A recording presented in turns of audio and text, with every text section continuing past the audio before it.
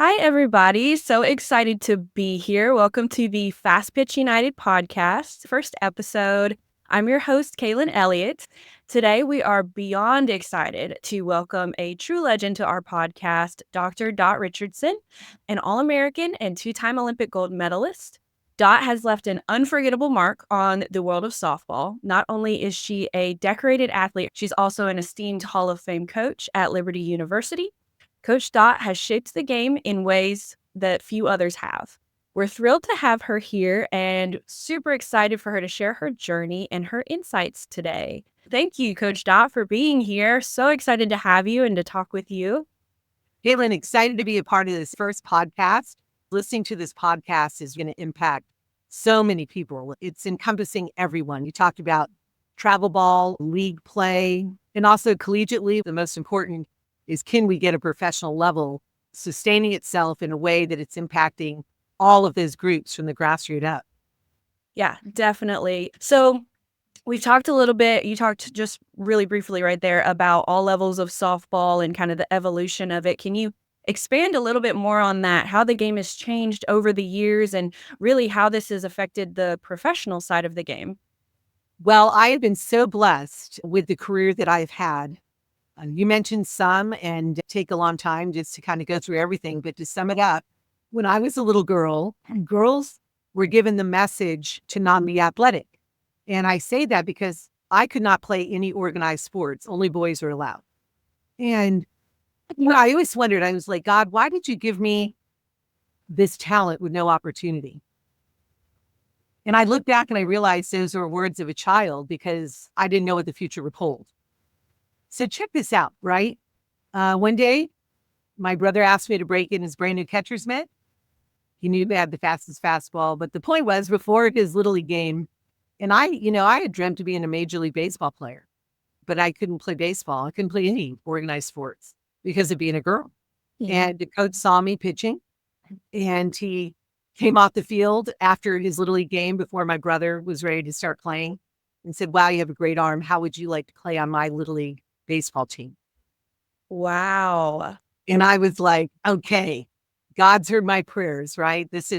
I can be a Major League Baseball player. But in the same breath, he said, well, we're going to have to cut yours short and give you a boy's name. We're going to call you Bob. Oh my goodness. So I would have disguised myself as a boy in order to play a sport that not only I loved, but was pretty good at. And as much as I wanted it, I said, sir, thank you, but no, thank you. If I have to hide who I am, I just don't feel it's right. And I was dejected because I wanted to play, but also God makes us who we are, right? Like gives us a passion. Obviously we have sinful natures, right? But as we search for the Lord, right, he is going to open doors of opportunities for us. Mm-hmm. And sure enough, 30 minutes later, playing baseball catch with a friend of mine, a softball coach saw me and asked me to take a few ground balls at their practice. And she called me over and said, how would you like to play fastpitch softball? And I said, yes, right?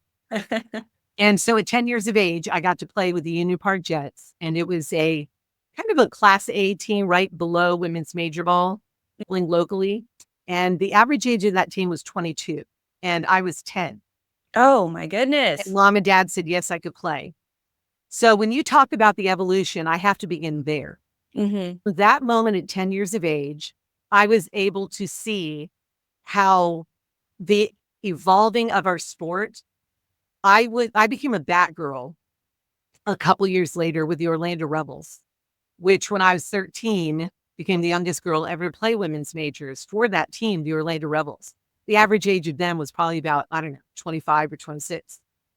And that was women's majors, like the Yankees, right? And Wow. the Red Sox or whatever.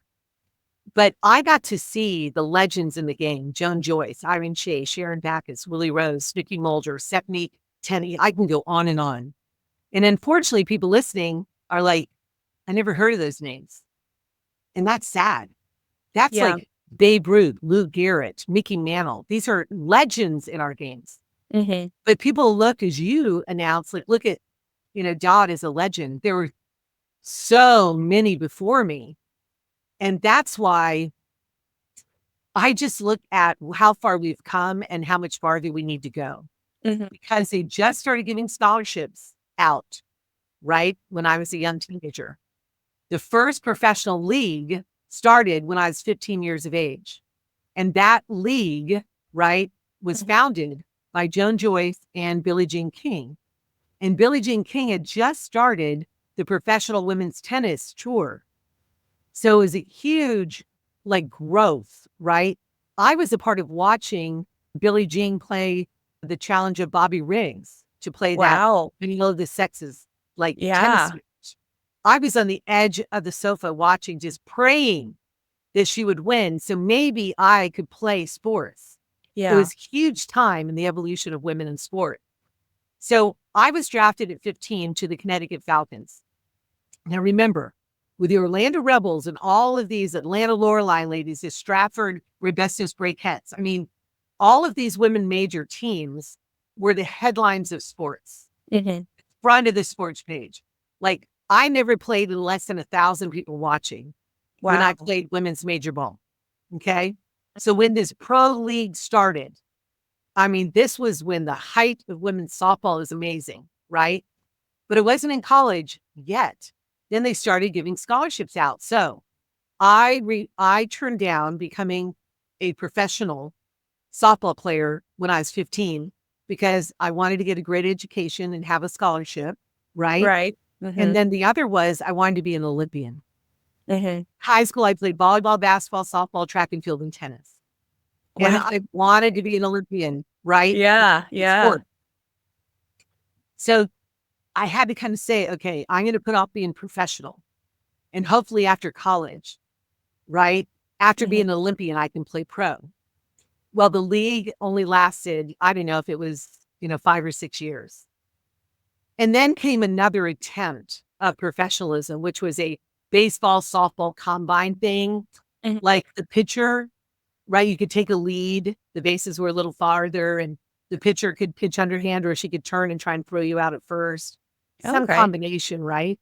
Yeah. And then became let's see if I get them all right. I think it started with WPF that became it might have been the WPSL, became the WPF, that then became the NPF, then years later became, the AU is here.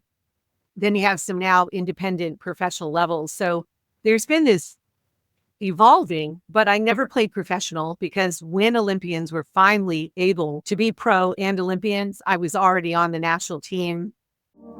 We would like to take this time to thank Camwood Bats, a proud partner in professional space. Camwood Bats, developing elite players. We would like to take this time to thank EvoShield, a proud partner in the professional space. EvoShield, keeping athletes in the game through game-changing protective apparel. That year before the Olympics in 2000, I never, played professional. But I have a passion to help a professional level exist.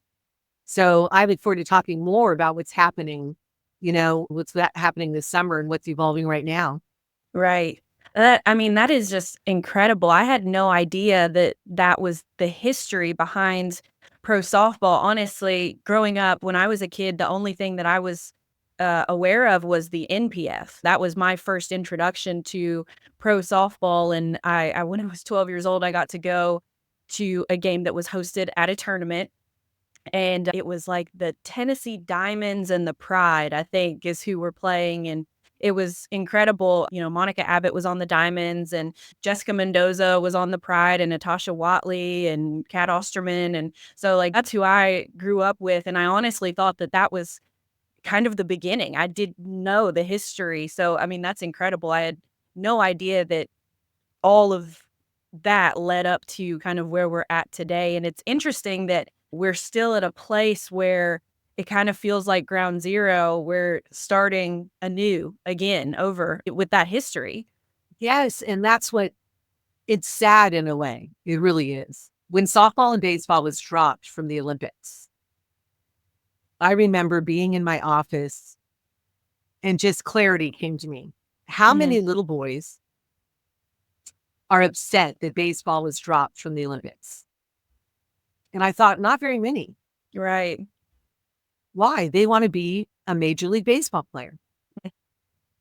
But I thought of, because being an Olympian, right, in 96 and even 2000, but it was when we would do the pre-Olympic tour, I would meet so many people and we'd sign autographs, and it was just awesome being a part of Mhm. history like that. But I realized not only were so many young girls that love softball disappointed, they were devastated. Yeah. And the reason why is because the Olympics was our pinnacle, but yet boys had the ability to play professional, right? Yeah. So they weren't as hurt. Yeah. And so then I started thinking, because as much as we have passion, we have to be smart. We have to be Right. business people. Right. So then I started thinking, how can we have a professional level that will sustain itself, Mhm. right? And Mhm. be impactful. What is impactful? Making a difference in the lives of individuals who are part of it, whether they're, playing 8 and under, or they're fans in their 50s and 60s just loving to play the game, right? Yeah. How Yeah. can we do that and successfully? All of those other leagues that I shared with you didn't last long. And why? Because of money. Right. It's like, are we just going to lose money? That is not a good model. Right. So, so then I was thinking, like, when I was sponsored by Coca-Cola, right? Did a Nabisco Coca-Cola tour, and I played with legends, Hall of Famers in baseball. Mhm. Ozzie Smith, Joe Morgan, Steve Garvey. I can go on and on. Pete Rose, our coach, Yogi Berra. I mean, how could I forget, right? It Yeah. was amazing. But in the bus when we're riding, the guys are they're talking about, how the changes in baseball are. That Nolan Ryan, he had to have 2 jobs. He played professional as a pitcher and had another job in the offseason. These guys, they were making good money, but look at what's happening now, Mhm. right? There's an Yeah. evolution. But Mhm. why is baseball shaped like it is? Because baseball started as a tour. They barnstormed the nation. And that's why you look at fields, right? And they'd run to first and second and run around. That's why they got dirt in those areas, right? But I just mentioned Billie Jean King and uh, the first and sustaining tennis tour for women. Mhm. Mhm. So think about it. Think about it. What professional levels that have been established over the past 50 years and that are successful, what is their model?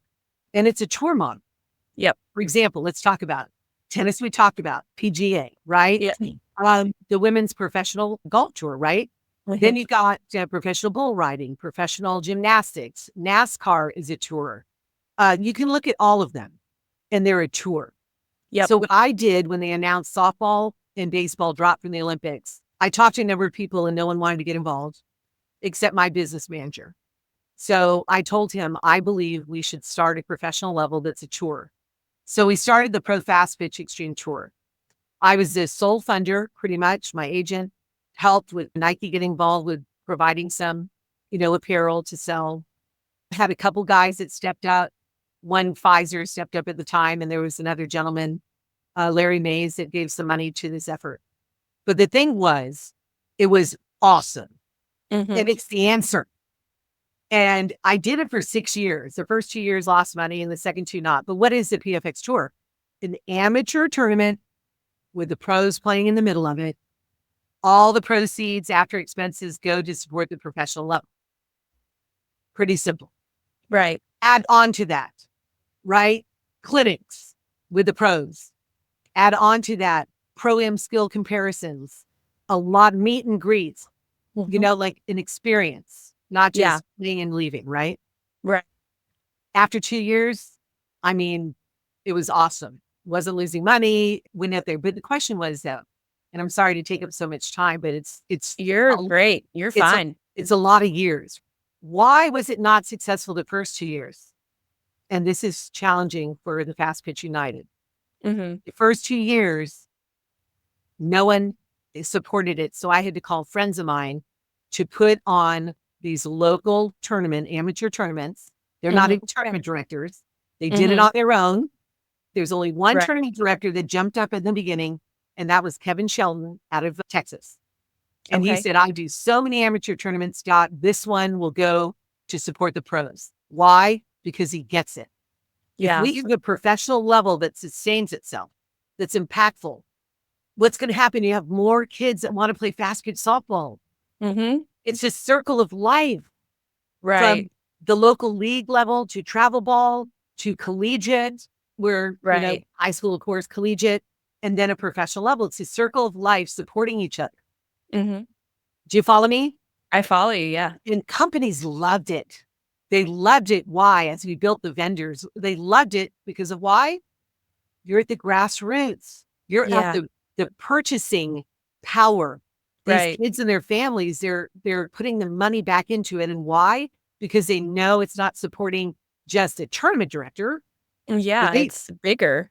It's supporting the professional level. So one day, maybe their daughter can be involved at the professional level, whether she's an athlete, a commentator, athletic trainer, a general manager, a coach. It opens a door of possibilities. Now, Yeah. where is the PFX tour today? It was in dormant. I stopped it. Why? Because I was told, oh, everyone thinks it's about you, Dot, right? And so I was like, okay, well, I'm going to take it to this organization, right? Okay. Is And I said, here it is. Talked about it, what they could do, including the national team, the junior national team, have every tour stop as a scouting opportunity for Right. the junior national team, for the national team, right? The national team Right. could be professional. We didn't get paid. Yeah. So anyway, then they didn't want to do with it, anything to do with it. So then I went to the NSA, and Hugh Cottrell was like, well, if I was younger, then I went to talk to USSSA. Well, we're going to keep doing our thing, but you're right, the tour works. And so I said, you know what? I'm going to wait. And I gave it to the Lord. And I was like, when it is time that you feel that you are going to honor and bless and help grow our professional level, and if I'm supposed to be a part of it, I will wait. And next thing you know, Ryan Moore contacted me a couple of years ago. I shared with him what I've just shared with all of you. And it took him a couple of years, and he is trying so hard as the leader, the owner of the Florida Vibe. And he introduced to me some other independent pro levels, right? A Right. pro team that hopefully with Fast Pitch United, we can take this concept of bringing amateurs together with professionals, where the amateur level is helping to support the pros, then build on top of it with the Fast Pitch United effort, bringing us all together, where corporations are going to want to get involved, where people like yourself, as your role as a director of operations, right, for Right. NPU, that you're going to be able to bring the money in with sponsors and partnerships that will grow, right, this Right. professional level. But it's going to take, just as the name says, it's going to have to take those of us in fast pitch softball to unite together in order to build and develop a professional level that is self-sustaining, that is revered because of its model. Mhm. I completely agree. I've just retired, but so last season was my last season, but I played post-college for 4 years. I played overseas for a little bit. I played with AUX, their shortened season, and then, I was blessed to meet Ryan and become a part of the Vibe, and yeah, I was really drawn to the vibe, one, really because of the people involved with it, just people whose hearts were in the right place, totally about trying to grow pro softball and trying to make something happen. And one thing that I think is incredible is that Ryan, and he's gonna be annoyed by this because, he likes to stay humble and try to keep his name out of it. But truly, I mean, he didn't have anything to do with softball. He's a baseball guy. He had, two sons that played baseball, and he played baseball. And then he told me when he created the Summer Collegiate League, the American Collegiate League, in the Florida Gulf Coast League, that he had been talking to some softball players at a baseball game, and they got on the topic of summer ball, and he was like, "Where do you guys play summer ball?" And they say, We don't have a summer league. We don't Mhm. go anywhere in the summer or play in the summer. There's nowhere for us to develop over the summer." And so he was like, "Oh my gosh, like here's a need, and I have the means to create something where we can give that to these girls." And so he created the American Collegiate League, and then saw a need for a pro team and created the pro team with some of the girls from that summer league. And it's grown so much to now we have multiple independent teams, the Texas Smoke and the Oklahoma City Spark and now the New York Rise. And we're going to be touring across the nation at these tournaments, partnering with Top Gun, and we're going to be in Kansas City. The Vibe is playing the Rise and playing the Spark, and then also going to be hosting at Claremont at Legends Stadium, and which is super exciting. Going to be hosting some teams there too, and also having these tournaments where these young girls, these athletes, can come and they can do clinics with the Vibe, and they can meet the players, and they can watch these pro softball games, and like you said, dream about eventually one day being able to do the same thing. We all have to unite to be able to do that. We have to bring in youth and college and pro and all the travel ball organizations and college coaches and fans and parents and come together to make this happen, which is exactly the goal of Fast Pitch United. Yeah, the question is, will we all unite? Yeah. And when you look at, and again, when I say names, it's not to offend anyone. It's just facts. You Mhm. got PGF, you got the Alliance, you got ASA that's become USA Softball, you've got Cal Ripken, you've got all of these things. And the question is why? And it comes down to money. That's okay. That's okay. But I believe there's room for all of us to come together, right? Where certain focus is really in developing the sport. And it doesn't mean people have to give up anything. For example, there's a lot of hybrids that can happen. There can be two pro teams that play an exhibition game. Who comes, who comes. Or you can have an amateur division where you're able to give back with clinics, right? If they want to participate, Right. college skill showcase opportunities with college coaches there, because a lot of pros are coaching college, myself included, as a coach. And there are other college coaches you mentioned that want to support this initiative. Mhm. But it's all where now the youth of our game, the amateurs of our game, are able to still play the sport they love and get the benefits out of it, to be Mhm. inspired by professionalism, how these athletes play, to see it and be able to realize that I could be like that, to learn, right? To meet them, to aspire, role models. All of these things are priceless, right? Mhm. Right. The other thing is you could have amateur tournaments that already exist.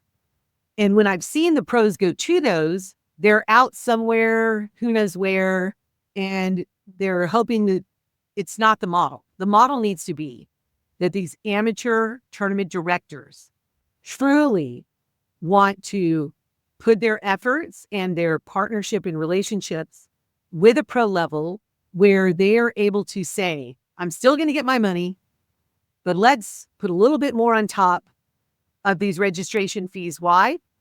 Because it'll automatically, those additional fees give entry, right? Like tickets to all of the amateurs that play in their tournaments, right? Mhm. Mhm. Right. And then their parents are paying an entry fee, admission fee, right? Right. And then there's some guarantee and that's a partnership, right? Yeah. You're not going to lose the money they're getting. And in fact, in the future, they'll probably have even more, but some tournaments are so big, they can't even take in more teams. Right. Right. So Yeah. when that is there, like look at Colorado and look at Mhm. Huntington Beach. I mean, you go, we've been there. It's like, Yeah. imagine if all of them came to an opening ceremonies, right? And they Yeah. watched pro game. There Yeah. would be thousands watching the pros play, Yeah. Yeah. thousands of them. right? Because in the Mhm. opening ceremonies, all the players are going to be introduced, right? All the Yeah. teams are introduced. So there has to be creativity. And the other is where, Fastpitch United might own their own amateur tournaments. And then the pros play in the middle of that. Or you've got these tournament directors that are willing to say, hey, this tournament, I'm willing to, a lot of them done in charge admissions when you go in to watch. Yeah. So $20 a day, whatever it might be, would go to the pro level. I think there are a lot of even more creative ideas out there. And with Yeah. this podcast, I'm praying that everybody listening, whether tournament directors or travel ball organizational leaders or travel ball organizational coaches or parents, share with you ideas that they might have, or go to fastpitchunited.com and get on the support page to become a member, right? A membership page. And already there's some travel ball organizations, right, that are committed. Yes. Yes. What is that So about? exciting. Hear that. Yeah, so we have a couple of different options for travel ball teams who want to become members. And if you do become a member, then you get to get into all of these extra fun activities with the pros with that membership without having to pay, individually for each girl. What, $100 a team? Yeah, so that was the original model. We have kind of changed it a little bit to make it a little bit more affordable. So we're going to do a monthly rate. So for organizations with 10 and under teams, so less than 10 teams, we're doing $9.95 a month. And then for teams that are 10 plus, so if like an organization has 20 teams, it's $7.95 a month. With that, those specific teams, now it doesn't include an entire organization, it is per team.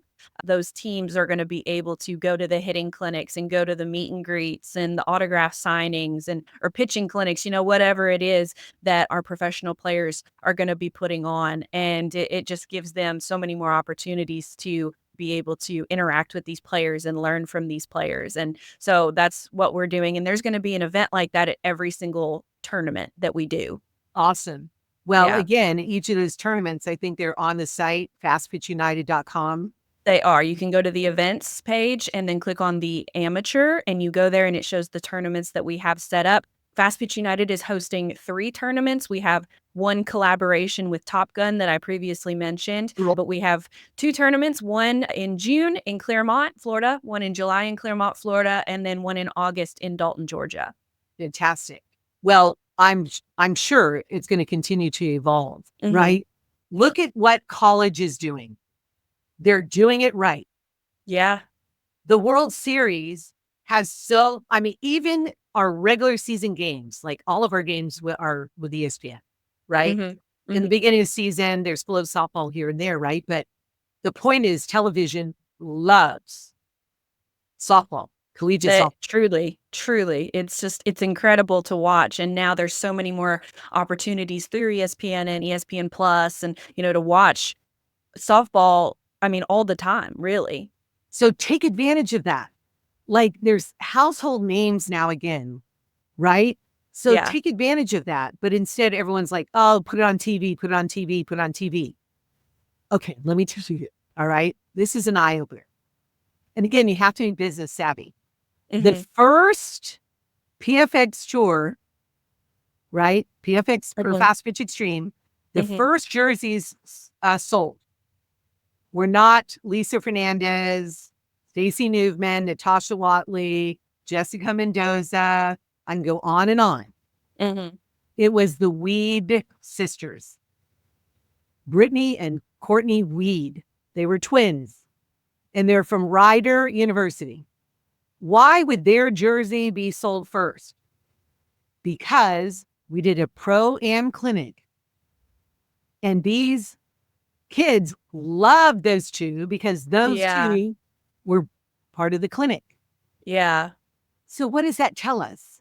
You can have name recognition, but also what about relationships and bonding, right? Yep. And role models and inspiring, right?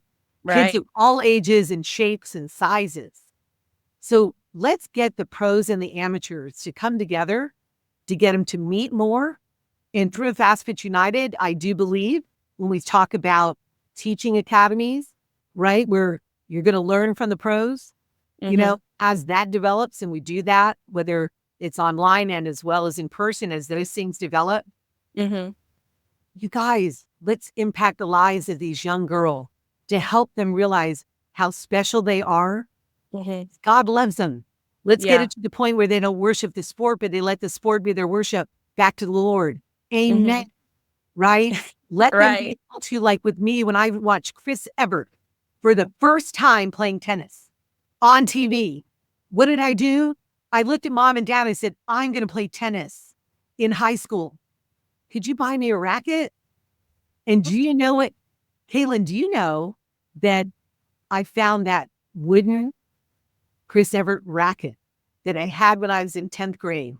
The, Wow. the power of meeting and observing and just being inspired. Can we do that? Can we unite everybody in our sport? Mm-hmm. Even AU, it doesn't matter who comes under the umbrella of Fastpitch United. Let's bring everyone together and have options.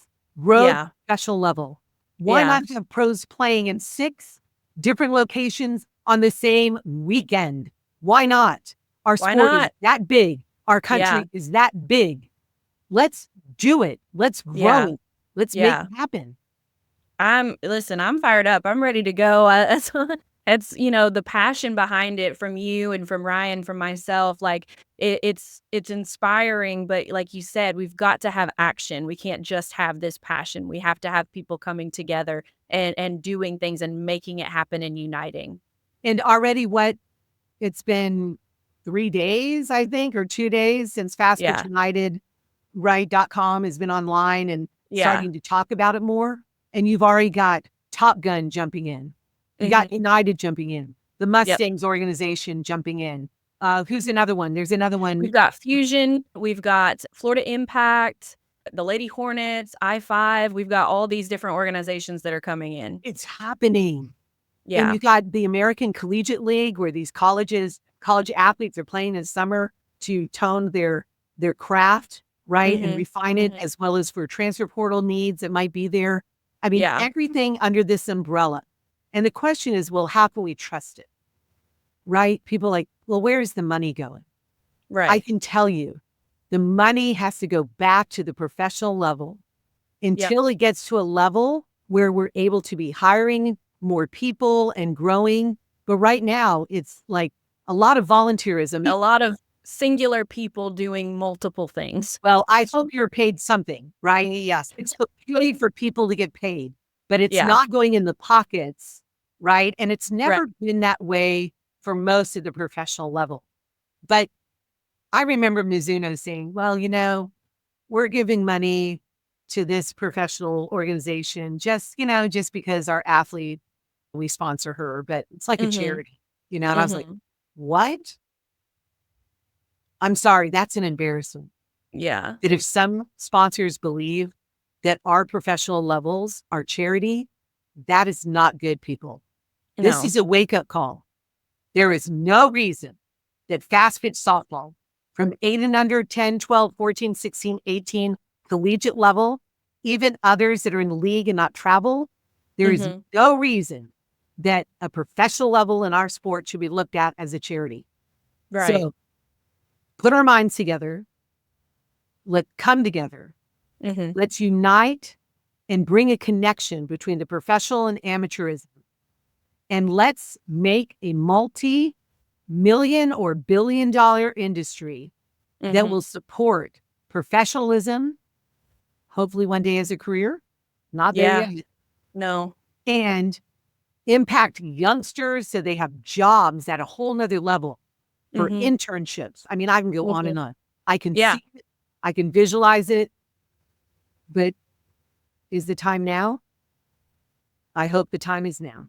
I hope the time is now too. We're coming to a close here, and we're coming to a close here. But I wanted to ask you really quickly about coaching. So you've been coaching at Liberty for a number of years now, and you're also going to be coaching the Vibe, the professional softball team, this summer. So talk a little bit about that. Well, Ryan reached out to me, which kind of started all this conversation, to coach the Florida Vibe. And I had heard about the Vibe, right? I wasn't aware of a lot of the other teams. I believe there's a New York Rise team. There's a Yes. Texas Smoke team. There's an Yes. Oklahoma Sparks team. I know the Yes. AU is doing their thing with, I think they have 4 teams this year. I believe so, yeah. Why can't we all play together, right? But again, who's going to unite? Is it going to be all separate? Whatever, Yeah. right? But we can always reach out and be a part. But when the Mhm. Florida Vibe called, it was like, I would love to do it. But I said, my husband's got to be on board and Bobby's on board, right? So we'll be coaching together with the Florida Vibe. And the main reason is this. I believe maybe answers to my prayers to get involved at a professional level, to build something that is surrounded by people that have servant hearts, Mhm. good business mind, selfless, right? To do it Mhm. for the vision of excellence. Mhm. I said, I've been reached out to and I want to give back so young girls, just like me, won't have to be said, well, you can't ever be a professional athlete, or if you are, it's just here's a few $1,000s and, you know, but also to build name recognition in our game and to build on it, because Right. professional level to me needs to be about name recognition Mhm. and growing their brand, not just as a team, but as Yeah. individuals. And I know Yeah. that the Vibe does that. I'm excited. Yeah. I'm sure the other ones do too. I just look forward to meeting the other coaches and organizational and owners, leaders of those groups. Yeah. So cool. Well, we are so excited for you and all the things coming in the future. Thank you so, so much for coming on this podcast today. Thank you guys for listening. Please, you can go to fastpitchunited.com and check us out. Check out our webpage and everything that we've got going on. We've got those tournaments coming up. I'm going to be posting a podcast bi-monthly, so twice a month, usually the first week of the month and the third week of the month. We're going to have new guests on every single time talking about Fast Pitch United, talking about their experiences in the game of softball. We're super excited to get this thing rolling. Again, thank you, Dot, so much for being here. Thanks for having me, and God bless everybody. And let's support the professional level in fast pitch softball, because boy, the sky is the limit. Yep, exactly. All right. Thank you guys. See you next time. Follow us on social media and visit our website at www.fastpitchunited.com. Don't forget to like and subscribe to this podcast.